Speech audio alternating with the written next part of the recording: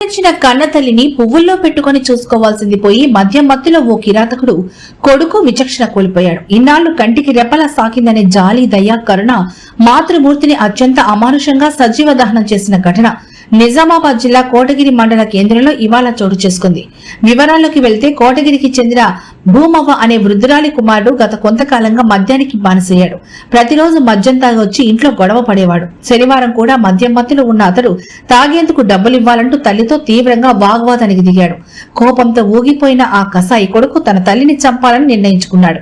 అమాయకపు తల్లి అని కూడా చూడకుండా ఇంట్లో ఉన్న తన పాత బట్టలను ఆమెపై వేసి నిప్పంటించాడు. మంటలంటుకుని భూమవ్వ కేకలు వేస్తున్నా కనికరించకుండా అలాగే చూస్తూ ఉండిపోయాడు. తీవ్రమైన మంటల దాటిగా వృద్ధురాలు అక్కడికక్కడే సజీవ దహనమై ప్రాణాలు విడిచింది. సమాచారం అందుకున్న కోటగిరి పోలీసులు వెంటనే ఘటనా స్థలానికి చేరుకున్నారు. మృతదేహాన్ని స్వాధీనం చేసుకుని పోస్టుమార్టం నిమిత్తం తరలించారు. కన్న తల్లిని నిప్పు పెట్టి చంపిన ఆ కసాయి కొడుకును పోలీసులు అదుపులోకి తీసుకున్నారు. మద్యం మత్తులో ఈ దారుణానికి ఒడిగట్టాడా లేక ఇతర కారణాలేమైనా ఉన్నాయా అన్న కోణంలో పోలీసులు దర్యాప్తు చేపడుతున్నారు.